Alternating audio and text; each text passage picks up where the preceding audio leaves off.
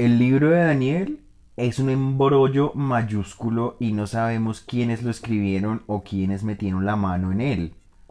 Son varios autores sin duda porque no es la obra de un solo autor. El capítulo uno y de los capítulos 8 al 12 están escritos en hebreo. Del capítulo 2 al capítulo 7 están escritos en arameo. Las Biblias católicas traen además otros dos capítulos que fueron escritos en griego y que los judíos y los protestantes consideran apócrifos. Son el capítulo 13 que cuenta la historia de Susana y el capítulo 14 que cuenta la historia del dragón Bel, más la plegaria de Azarías y el canto de los tres jóvenes, que también están en griego y están interpolados en el capítulo 3.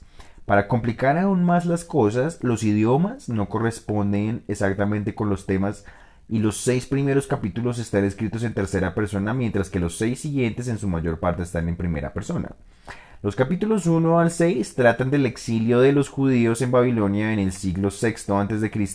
Están llenos de inexactitudes históricas de ideas religiosas que corresponden a la primera mitad del siglo II a.C.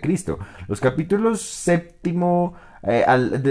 al 12 traen las visiones de Daniel, las relacionan con la persecución de Antíoco, pero haciendo creer que esa fue anunciada 4 siglos atrás, en tiempos del exilio de los judíos en Babilonia, como si se tratara pues de profecías, siendo que se trataba de simple historia, según lo sabemos gracias al libro de los Macabeos. El capítulo 9 reinterpreta la profecía equivocada de Jeremías, que anuncia que la desgracia del pueblo judío terminará en 70 años, convirtiéndolos arbitrariamente en 490, con lo que se vuelve a equivocar, pues esa desgracia nunca ha terminado, salvo que demos como fin la creación del Estado de Israel actual en 1948.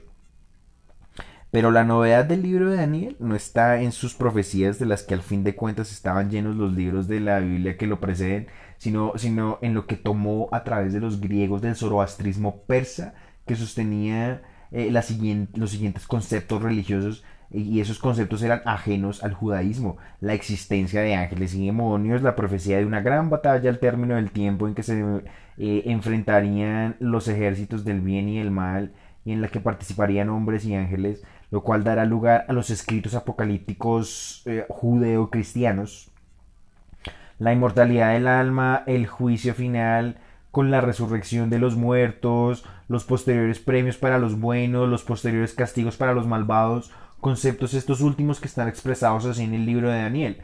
En aquel tiempo se levantará Miguel, el gran príncipe que defiende a los hijos de su pueblo, porque será un tiempo de calamidades como no lo ha habido, y entonces se salvarán todos los que estén inscritos en el libro.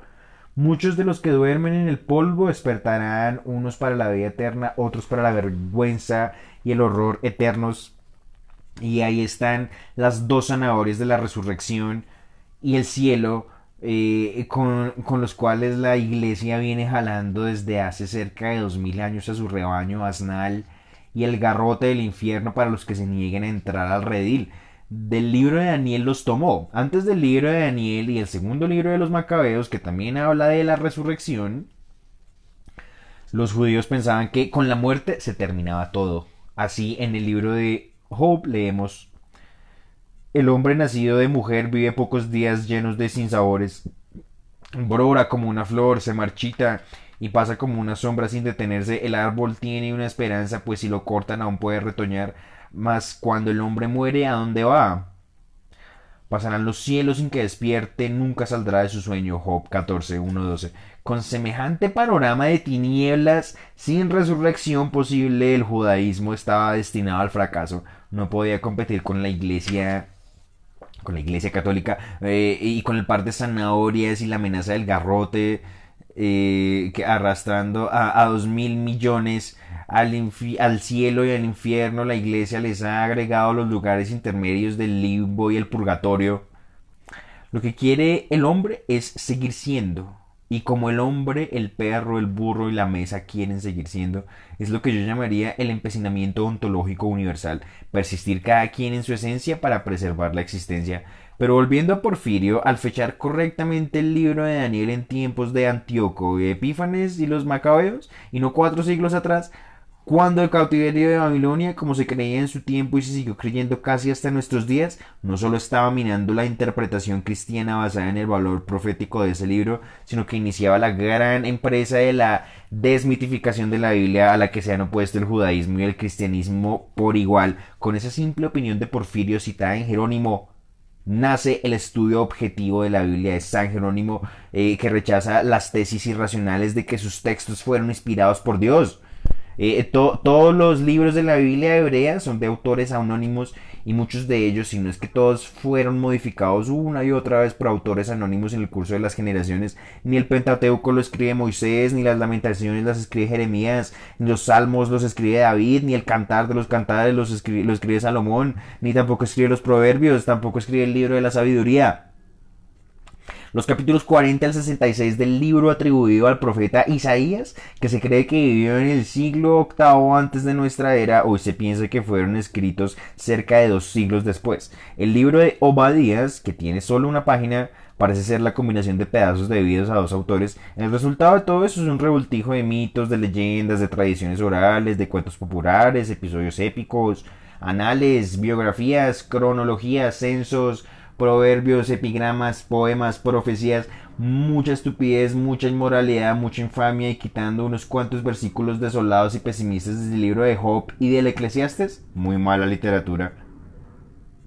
Los primeros 9 libros y acaso también varios más fueron escritos en el siglo séptimo y sexto antes de nuestra era en hebreo, una lengua que estaba viva entonces, pero que no mucho después, tras el cautiverio del pueblo judío en Babilonia, se habría de convertir en lengua muerta y habría de ser reemplazada por el arameo, en que por los siglos 3 y 2 antes de nuestra era se escribieron partes de los libros de Esdras y Daniel.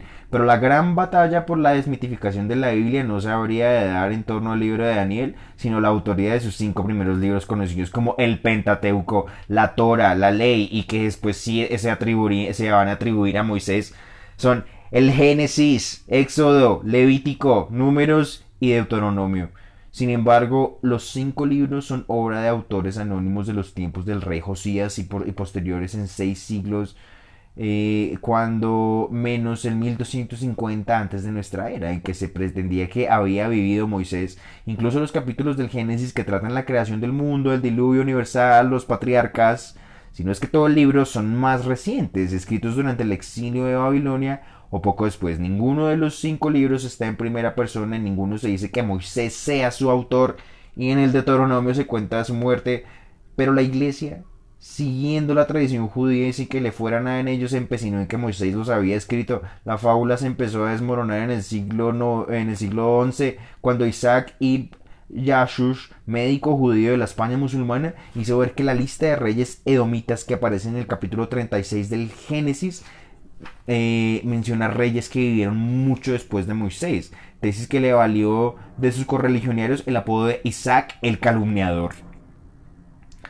La tradición había resuelto el problema de la muerte de Moisés diciendo que su sucesor Josué escribió el final del Deuteronomio, donde está narrado.